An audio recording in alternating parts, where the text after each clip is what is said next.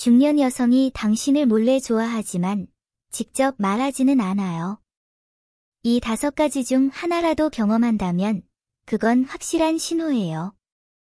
솔직히 말해서 어린 소녀들은 호감을 숨길 수 없지만 중년 여성들은 다릅니다. 인생을 많이 경험했기에 어린 소녀처럼 쉴 새 없이 떠드는 대신 생각을 더 은밀하게 드러냅니다.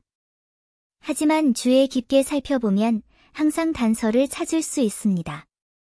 오늘은 중년 여성이 당신을 몰래 좋아할 때 보일 수 있는 5가지 신호에 대해 이야기해 보겠습니다.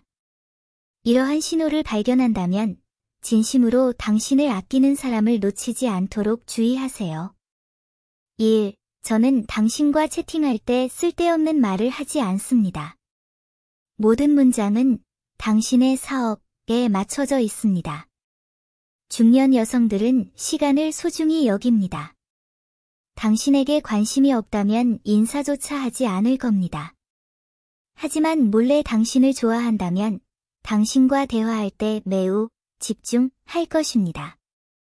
그들은 중요하지 않은 일에 대해 험담하는 대신 항상 당신의 삶을 살피며 지난주에 부모님이 몸이 좋지 않으셨다고 하셨는데 지금은 괜찮아지셨나요?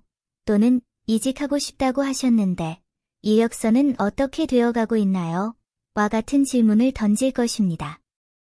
그들은 심지어 적극적으로 유용한 정보를 공유하기도 합니다. 리모델링을 하는 친구를 알고 있는데 집을 리모델링하고 싶다고 하지 않았나요? 제가 당신을 위해 여기저기 물어보는 게 좋을까요? 그녀는 유명인 가십은 기억하지 못할지 몰라도 가족 중 어르신이 건강검진을 받아야 해요. 아이가 과외 수업을 들어야 해요. 처럼 당신이 무심코 언급한 것들은 기억할 겁니다. 그리고 다음에 만날 때 진행 상황을 적극적으로 물어볼 겁니다. 더욱 사려 깊게 그녀는 당신의 연락처에 별표를 찍고 밤늦게까지 바쁘더라도 당신의 메시지에 즉시 답장할 겁니다. 정말 너무 바쁠 때는 30분만 기다려줘. 방금 하던 일 끝났어. 라고 꼭 말할 겁니다. 이렇게 당신을 우선시하는 것은 평범한 친구가 할 일이 아닙니다. 2. 그는 당신을 볼 때 실제 나이보다 어려 보이려고 노력하지 않지만 세부 사항에 주의를 기울입니다.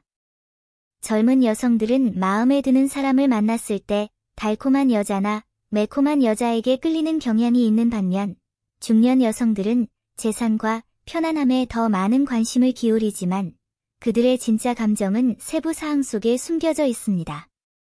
그녀는 과장된 립스틱을 바르지 않지만 자신의 기질을 돋보이게 하는 색상을 선택할 것입니다. 그녀는 부적절한 짧은 치마를 입지는 않지만 옷을 깔끔하게 다려 소매와 칼라까지 정돈할 것입니다. 그녀는 심지어 당신이 가벼운 향을 좋아한다고 말한 것을 기억할 것이고 당신을 볼 때 그녀는 강한 향수를 뿌리지 않고 희미한 비누 향만 뿌릴 것입니다. 그녀는 당신과 함께 앉을 때 어린 소녀처럼 긴장한 움직임을 보이지는 않지만 조용히 자세를 바꿔 당신을 마주 봅니다. 말을 할 때는 눈을 고정하고 시선을 돌리지 않고 진지하게 당신을 바라봅니다. 심지어 당신이 말할 때 무의식적으로 턱에 손을 얹는 작은 몸짓까지 그녀는 조용히 기억합니다. 이렇게 겸손하지만 사려 깊은 태도는 그녀가 당신을 소중히 여긴다는 증거입니다. 3. 그들은 당신보다 당신의 실제적인 필요를 더 중요하게 여기며 게임을 하지 않습니다. 중년 여성들은 좋은 아침입니다. 잘 자요. 라는 공허한 인사를 하지 않습니다. 그들이 당신을 좋아한다면 실질적인 행동을 통해 그것을 표현할 것입니다. 집 수도관이 고장났는데 아무도 고칠 수 없어 라고 말하면 그녀는 행운을 빌어 라고만 말하는 게 아니라 아는 수리공의 전화번호를 보내주고 심지어 이 수리공은 꽤 괜찮은데 제 이름만 말하면 돼. 전에도 소개한 적이 있어 라고 상기시켜 줄 것입니다.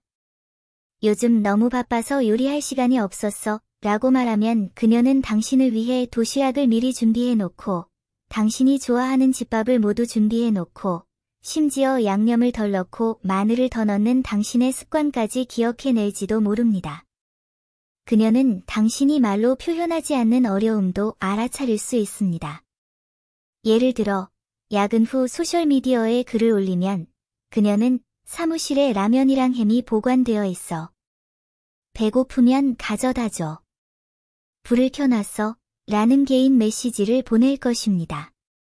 그들은 삶의 어려움을 이해하고 좋은 말보다 문제 해결을 돕는 것이 더 실용적이라는 것을 압니다. 그녀가 항상 당신을 그렇게 걱정한다면 그것이 단순한 우정이라고 생각하지 마세요. 그녀가 당신을 진심으로 아끼고 있다는 뜻입니다. 4. 그들은 종종 자신들에게 필수적인 이유로 만나자고 직접적인 요청을 합니다.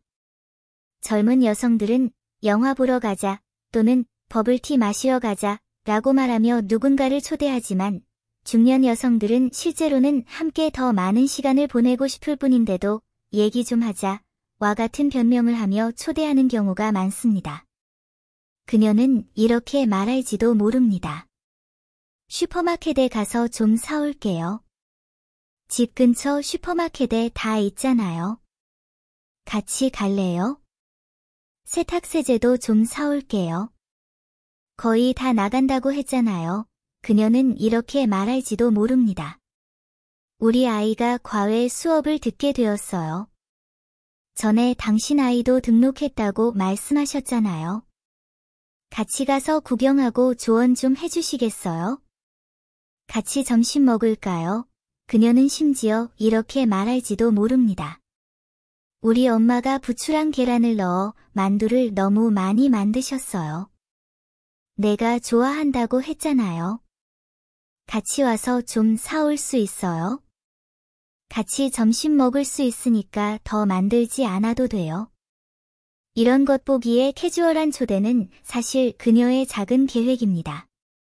의도적인 것 같지는 않지만 그녀가 여러분과 자연스럽게 시간을 보낼 수 있게 해주고 그녀 곁에 있을 때 여러분이 어색함 없이 편안함을 느끼게 해줍니다.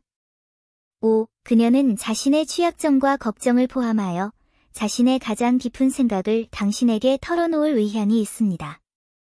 중년 여성은 많은 것을 경험했기 때문에 다른 사람에게 털어놓기 어렵고 특히 자신의 어려움과 불안을 털어놓기가 더 어렵습니다. 하지만 그녀가 당신을 몰래 좋아한다면 그녀는 직장 문제에 대해 이야기할 겁니다. 요즘 사장님이 계속 어려운 프로젝트를 맡기셔서 좀 답답해요. 가끔은 정말 그만두고 쉬고 싶을 때도 있어요. 그녀는 가족 문제에 대해 이야기할 겁니다. 최근에 어머니 몸이 안 좋으셔서 집에 혼자 계시는 게 항상 걱정돼요. 간병인을 고용할까 생각 중인데 어머니가 감당 못하실까 봐 걱정돼요. 그녀는 심지어 미래에 대한 걱정에 대해서도 이야기할 겁니다. 혼자 지내는 게 괜찮다고 생각할 때도 있지만 다른 커플들을 보면 좀 부러워요. 평생을 함께할 사람을 찾고 싶어요. 그녀는 당신 앞에서 강한 여성인 척하지 않을 것입니다. 그녀는 당신을 신뢰하고 당신이 그녀의 경계를 늦춰도 될 사람이라고 느끼기 때문에 그녀의 불완전함을 보여줄 것입니다. 이러한 개방성은 어떤 고백보다 더 진심입니다. 사실 중년 여성의 짝사랑은 미지근한 차와 같습니다. 진하지는 않지만 은은한 여운이 남죠. 좋아해 라고 직접 말하지는 않지만 내 물건을 기억해줘, 너를 도와줘, 너에게 마음을 열어줘 같은 작은 행동들을 통해 자신의 마음을 천천히 전합니다. 주변에 위와 같은 행동을 보이는 중년 여성이 있다면 더 이상 바보처럼 굴지 마세요. 삶에 대해 더 많이 이야기하고 가벼운 식사 초대를 하거나 도움이 필요할 때 적극적으로 나서세요. 중년 여성은 관계를 놓치는 것을 더 두려워합니다. 진심으로 당신을 아껴주는 사람을 찾는 것은 쉽지 않으니까요. 그런데 조용히 친절하게 대해주는 중년 여성을 만나보신 적 있으신가요? 아니면 중년 여성이 당신에게 호감을 느낀다는 다른 징후를 발견하셨나요? 댓글로 여러분의 생각을 공유해주세요. 혼란스러워하는 다른 친구들에게 도움이 될지도 몰라요.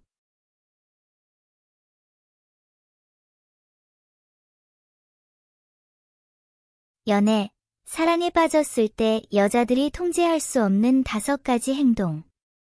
이 중 당신에게 해당하는 것은 몇 개나 있나요? 이런 순간을 경험해 본 적이 있나요? 상관없는 척하려고 하지만 모든 사소한 디테일이 당신이 완전히 반해 있다는 것을 증명하는 순간 말입니다. 때로는 당신이 누군가를 좋아한다는 것을 확실히 보여주는 것은 당신의 작은 행동일 뿐입니다. 1. 그리움은 발톱과 같아서 어떻게 해도 멈출 수 없습니다. 속담에 사랑이 깊으면 후회가 없다고 합니다. 누군가를 진심으로 좋아한다는 것은 억제할 수 없는 그리움의 감정을 경험하는 것입니다. 그를 단 한 번만 만나더라도 그의 한마디 말이나 미소만으로도 당신은 계속해서 그에 대해 생각하게 될 수 있습니다. 제 말이 믿기지 않으시다면 밤새도록 당신을 잠 못 들게 했던 그 사람을 떠올려 보세요. 매일 밤 그 사람이 생생하게 떠오르지 않나요? 둘째, 그 사람과 가까이 있는 것, 심지어 그냥 지나가는 것조차도 달콤합니다. 어떤 소녀들은 자신이 내성적이라고 말하지만 그들의 행동은 진짜 마음을 드러냅니다. 예를 들어, 퇴근길에 좋아하는 밀크티를 사서 친구에게도 하나 사다 줄 수도 있고, 친구를 데리고 회사 근처를 산책하며 친구를 잠깐 볼 수도 있습니다. 이런 친밀함은 실제로 미묘한 계략을 많이 숨기지만, 다른 사람들은 한눈에 그것을 간파할 수 있습니다. 이런 종류의 적극성은 결코 자신을 속일 수 없습니다. 당신은 침착함을 유지하려고 노력하지만 여전히 그와 함께 삶의 작은 것들을 공유하고 싶어 합니다. 셋째, 그의 감정은 바람에 따라 오르락내리락한다. 그의 모든 말과 행동이 바로 그 척도가 된다. 당신은 다른 사람이 당신의 감정에 미치는 영향에 점점 더 취약해지는 것을 깨닫게 됩니다. 그에게서 받은 간단하고 부드러운 인사는 당신에게 활력을 줄 수 있습니다. 하지만 그가 오랫동안 당신의 메시지에 답하지 않거나 차갑게 말한다면 당신의 하루는 우울하고 지루하게 느껴질 것입니다. 사실 이건 사랑에 대한 정상적인 반응이에요. 평소에 아무리 강하고 독립적인 사람이라도 좋아하는 사람 앞에서는 언제나 부드럽고 예민해지기 마련이죠. 자신을 비난하지 마세요. 누구에게나 그런 순간이 있습니다. 넷째, 그는 공유에 대한 강렬한 열망을 가지고 있어 당신의 전속 청중입니다. 여러분이 행복하거나 힘들거나 즐거웠던 작은 사건을 겪을 때 항상 가장 먼저 생각나는 사람은 바로 그 이야기를 전하고 싶은 사람입니다. 재밌는 영상을 보면 그에게 보내서 웃게 해주고 싶어요. 새로운 옷과 좋은 레스토랑에 대한 정보를 가능한 한 빨리 알려주고 싶어요. 당신은 삶 속의 모든 작은 일들을 당신만의 개인적인 콘텐츠로 만들고 그는 당신의 가장 좋은 청취자입니다. 때로는 상대방의 단 한 가지 표정만으로도 당신이 돈을 쓴 만큼의 가치를 느꼈다는 기분이 들 수 있습니다. 그것이 누군가를 좋아한다는 가장 진심 어린 표현입니다. 5. 그의 눈에 더 잘 보이기 위해 조용히 자신을 바꿔보세요. 외모에 조금씩 신경 쓰기 시작했어요. 예전에는 너무 게을러서 자기 관리에 소홀했지만 이제는 헤어스타일과 옷차림까지 조금씩 바꾸면서 더 많은 노력을 기울이고 있죠. 맹목적으로 누군가를 기쁘게 하려고 애쓰는 것이 아니라 누군가를 좋아하게 되면 자신의 가장 좋은 면을 발견하고자 하는 마음이 생깁니다. 그리고 자신도 모르게 어제보다 더 빛나는 자신이 되어 있을 것입니다. 이것은 약함의 표시가 아니라 태양을 향해 성장, 하도록 영감을 주는 사랑의 원동력입니다. 당신도 그렇습니까? 우리는 종종 사랑에 빠지면 멍청해진다 는 말을 듣지만 사랑에 빠진 후 IQ가 0으로 떨어지지 않는 여성이 어디 있겠는가? 하루키 무라카미가 누군가를 좋아한다는 것은 그 사람을 모든 작은 디테일까지 특별하게 대하는 것이다 라고 말한 적이 있습니다. 그러니 이런 기분을 느끼는 건 당연한 일이죠. 당신도 그런 소녀를 알고 있을 겁니다.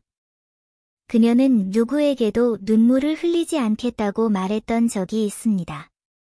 하지만 결과는 어땠을까요? 남자가 잘 자라고 인사하길 기다리며 밤새도록 깨어 있었고 데이트 상대를 위해 립스틱 색상을 한참이나 검색했습니다. 그저 그를 기쁘게 하기 위해서였죠. 우리는 왜 이럴까? 답은 간단합니다. 그 사람이 당신의 세상에 들어오는 순간 당신의 모든 관심은 자연스럽게 그에게로 쏠릴 것입니다.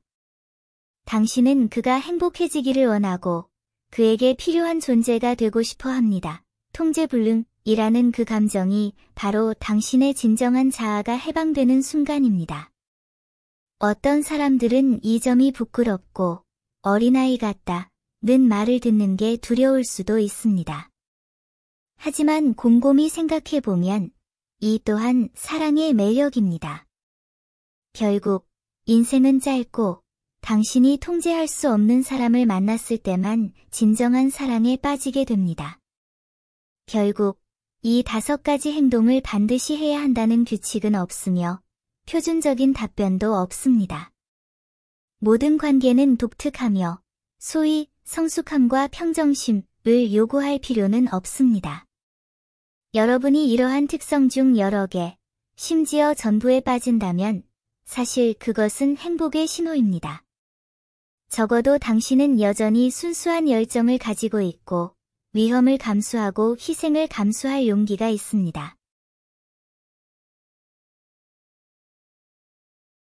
바람 피우기 전에 99%의 여자들이 이 3가지를 합니다. 남자들이 경계하지 않으면 후회하기엔 너무 늦을 거예요. 그녀가 휴대폰 화면을 아래로 하여 테이블 위에 내려놓기 시작했을 때 당신은 그것이 신호라는 것을 깨닫지 못했습니다. 마치 일기예보에서 국지성 소나기라고 무심하게 언급하는 것처럼 그것이 당신의 삶 전체를 집어삼킬 폭풍으로 번질 줄은 아무도 예측하지 못했을 것입니다. 많은 관계의 붕괴는 결코 갑작스럽게 일어나는 것이 아니라 점진적으로 쌓아올린 벽돌을 걷어내다 보면 어느 날 살짝 밀어내는 것만으로도 성 전체가 무너져 내리는 것입니다. 그는 지난달 결혼 7주년을 맞았다. 아내가 케이크를 자르는 순간 그녀의 매니큐어가 은은한 누드 핑크에서 강렬한 빨간색으로 변했던 것을 기억해냈다. 당시 그는 새 색 잘 어울려요 라고 칭찬만 했을 뿐 8년을 함께한 그녀가 왜 35세라는 나이에 갑자기 선명한 색에 집착하게 되었는지는 전혀 생각하지 못했다. 쇼핑몰에서 우연히 등 없는 드레스를 입어보는 그녀를 마주쳤을 때, 그리고 그녀와 함께 있던 사람이 서로 아는 사이가 아니라 낯선 남자였을 때, 그는 나중에 사진을 정리하면서 그 미묘한 변화의 징후들이 개미처럼 오래전에 그들의 삶에 스며들었다는 사실을 깨달았다. 첫 번째 징후, 그녀가 갑자기 당신 눈에 완벽해 보인다는 것입니다. 여자가 의도적으로 완벽한 이미지를 유지하기 시작하면 마음이 멀어지고 있다는 것을 뜻하는 경우가 많다. 샤오츠는 아내가 더 이상 화장도 하지 않은 채 잠옷 차림으로 집안을 돌아다니지 않는다는 것을 알아챘다. 대신 침실을 나서기 전에 화장을 하고 옷을 차려입었다. 그녀는 모든 집안일을 도맡아 했지만 그의 도움은 거부했다. 그가 태블릿에 저장된 그녀의 익힌 검색 기록을 보고 나서야 비로소 깨달았다. 결혼을 우아하게 끝내는 법, 쓰레기를 깜박하면 투덜거리고 화를 내던 그녀는 이제 짜증을 내는 것조차 귀찮아했다. 이 의도적인 완벽함은 사실 그녀가 심리적으로 이별의식을 치르는 것과 같았다. 더 이상 그를 자신의 사람으로 여기지 않았기에 그녀는 거리를 두어야 했다. 두 번째 신호, 그녀의 시간에는 항상 블랙홀이 있습니다.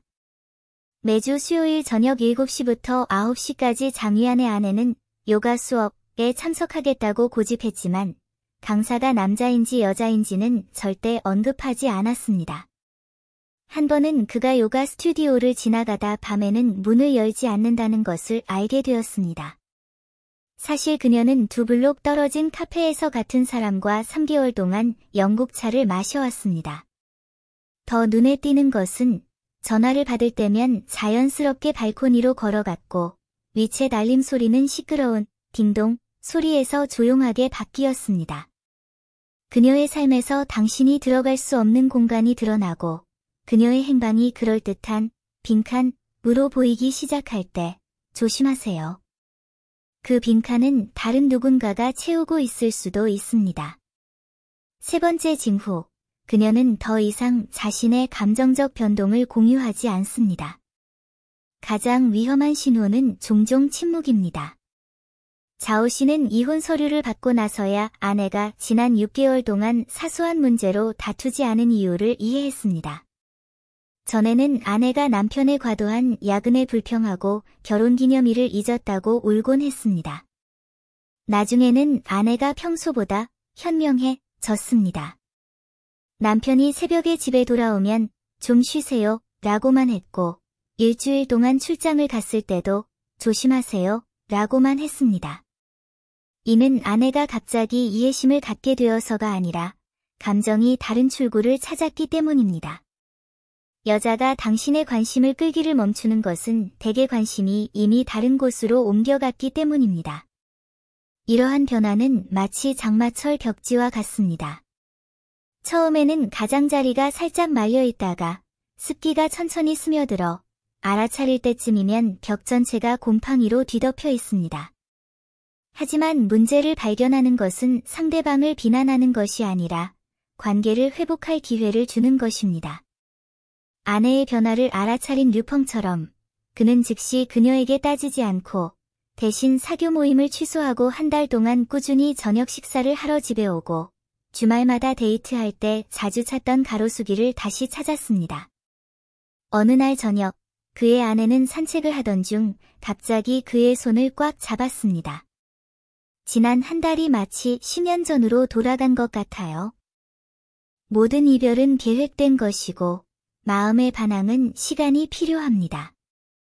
삶 속에서 그러한 신호들이 깜빡거리기 시작하더라도 성급히 분노하거나 절망하지 마세요.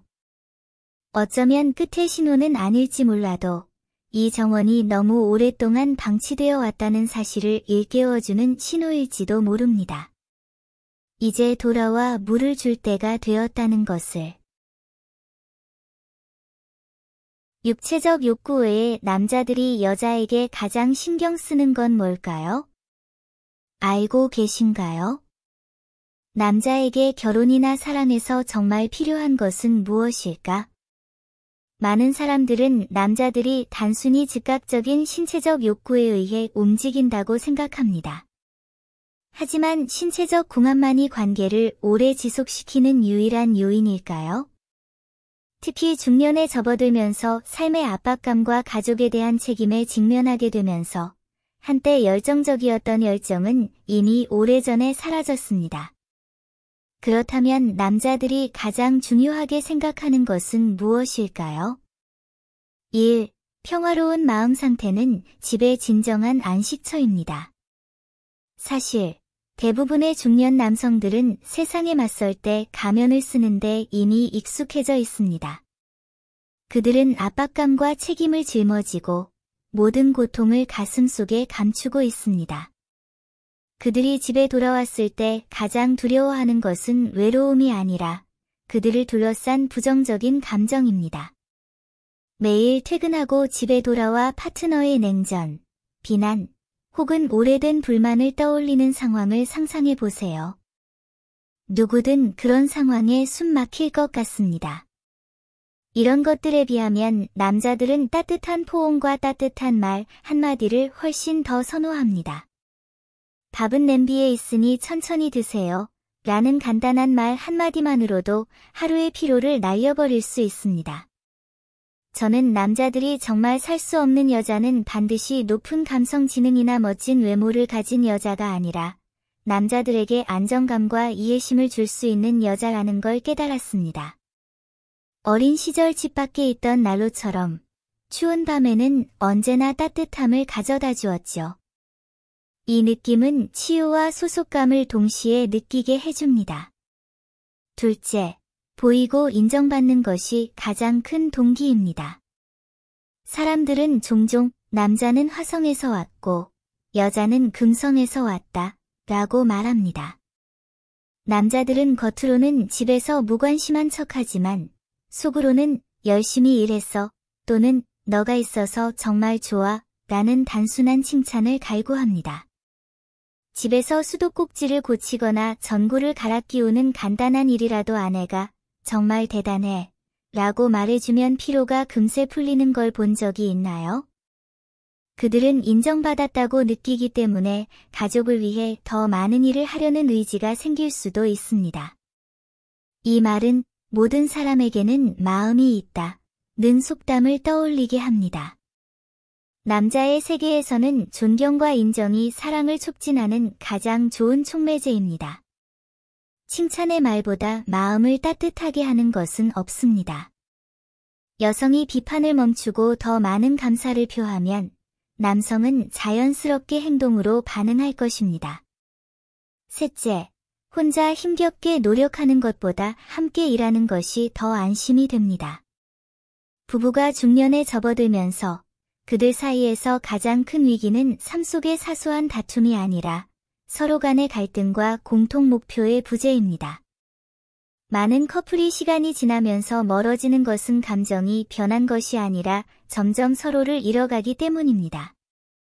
남자들이 가장 바라는 것은 파트너가 어깨를 나란히 하고 마음을 나누며 미래 계획을 함께 논의하고 가족 문제를 함께 헤쳐나가는 것입니다.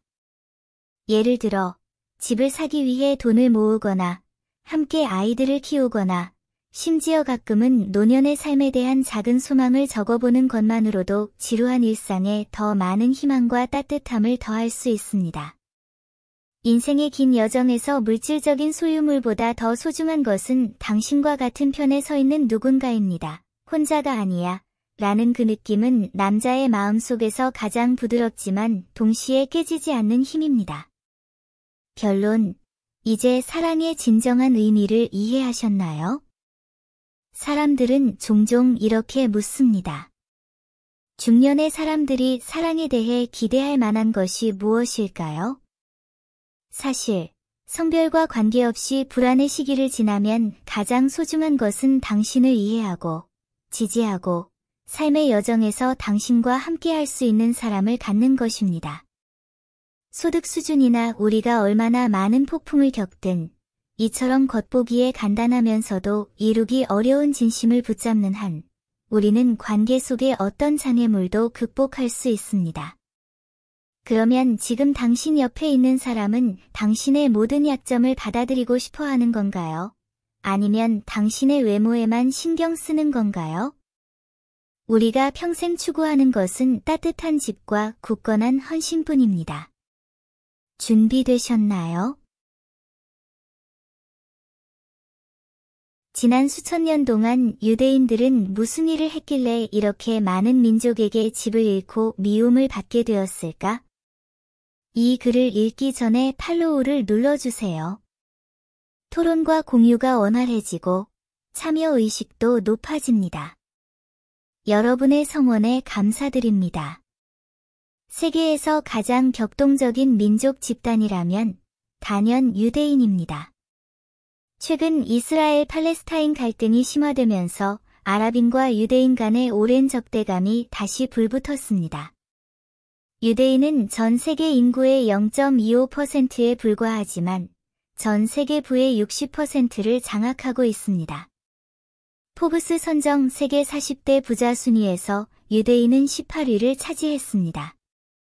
유대인들은 극도로 격동적인 역사를 겪으며 존경할 만한 부의 신화를 써왔다는 점은 부인할 수 없습니다.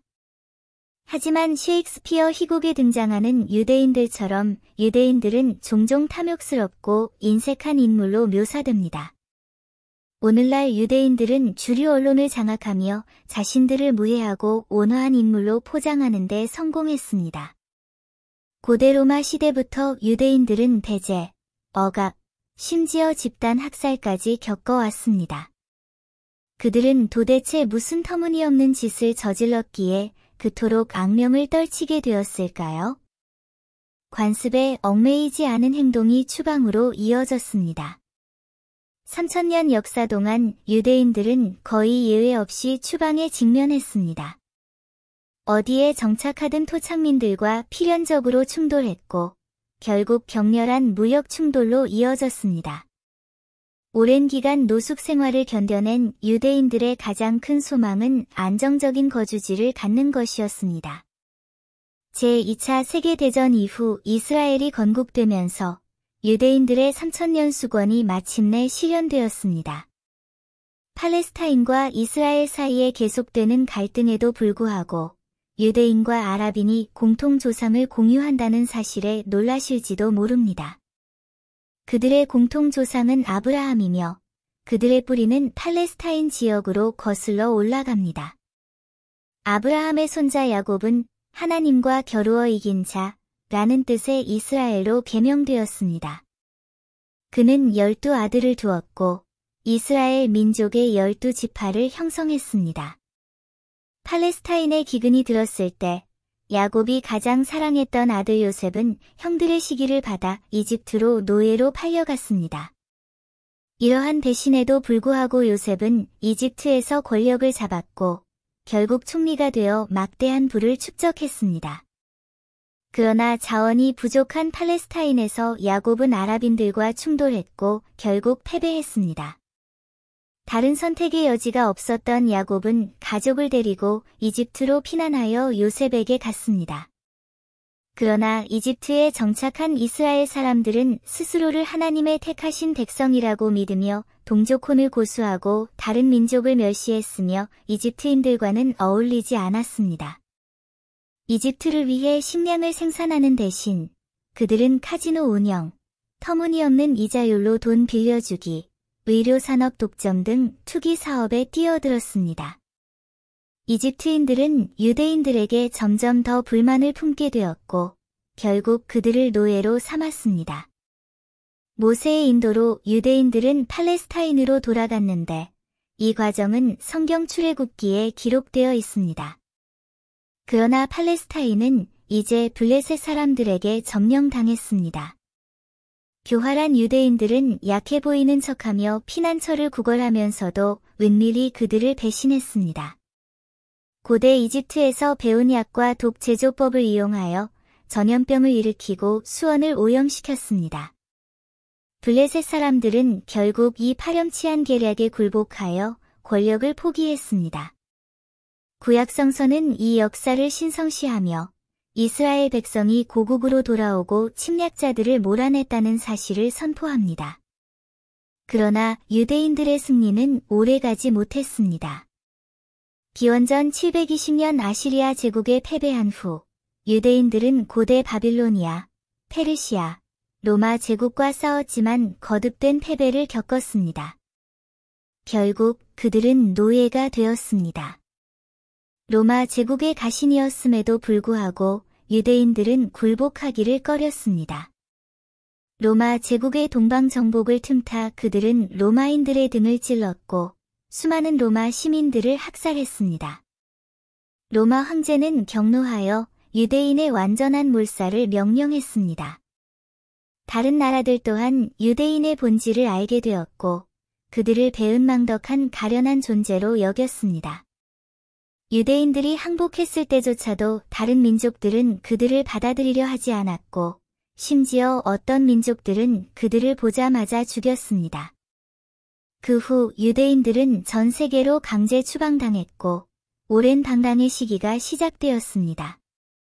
그런데 왜 그들은 안정된 삶을 살 기회가 있었음에도 불구하고 다른 민족들과 끊임없이 충돌하고 고의로 죽음을 택했을까요? 편협하고 세계적으로 공존하기 어려운 유대인들은 막대한 영향력을 행사할 뿐만 아니라 적대감을 불러일으키기도 합니다. 세계에서 가장 오래된 민족 중 하나임에도 불구하고 유대인들은 다른 열린 민족들과는 달리 종교적 배타성에 대한 강한 경향을 보입니다. 이러한 종교적 편협함과 배타성 때문에 유대인들은 다른 민족과 평화롭게 공존하기 어려워 수많은 종교 전쟁과 비극을 겪습니다. 유대인들은 유대교를 거의 집착에 가까운 엄격함으로 고수하며 자체적인 법 체계를 갖추고 있으며 심지어 유대인 법원이 국가법을 대체하기도 합니다.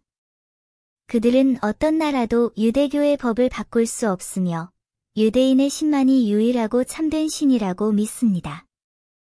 예수가 하나님의 아들임에도 불구하고 유대인들은 그를 신으로 인정하지 않아 유대교와 기독교 사이에 끊임없는 갈등을 빚고 있습니다. 성경에서 기독교인들은 일반적으로 유대인들이 예수를 박해하고 죽였다고 믿습니다. 한 나라 내 유대인 인구가 증가하면 국가법의 제약이 무의미해지는데 이것이 유대인들이 종종 자신이 속한 나라를 배신하는 이유 중 하나입니다. 대부분의 유럽 국가들이 기독교 국가이기 때문에 유대인들은 기독교인들에게 고집 센 사람들로 여겨져 배척당하는 경우가 많습니다.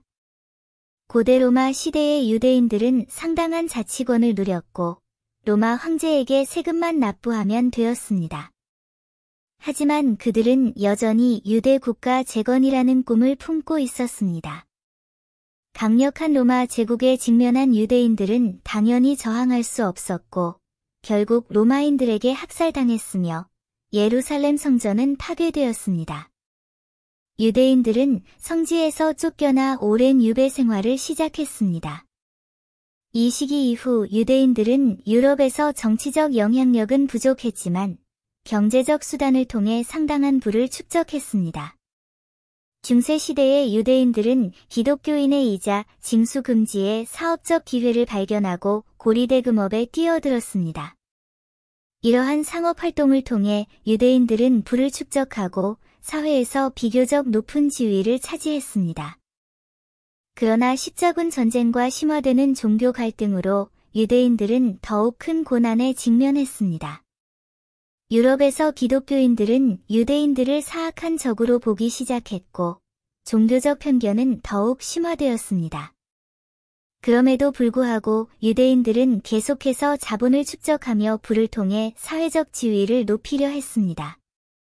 독일에서는 유대인들이 고리대금업을 통해 막대한 부를 축적했고 궁극적으로는 일반 서민들을 착취하여 경제적 지배력을 강화했습니다.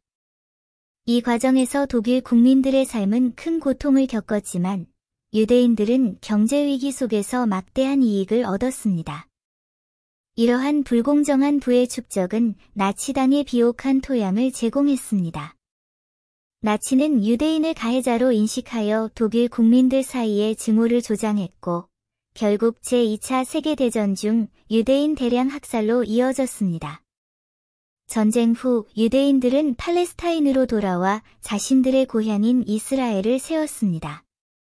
그러나 그들의 침략은 팔레스타인 사람들을 비참한 처지로 몰아넣었습니다. 이스라엘은 처음에는 1만 5천 평방킬로미터에 불과했지만 현재는 2만 5천 평방킬로미터로 확장되었고 팔레스타인 땅은 점차 침범당하고 있습니다.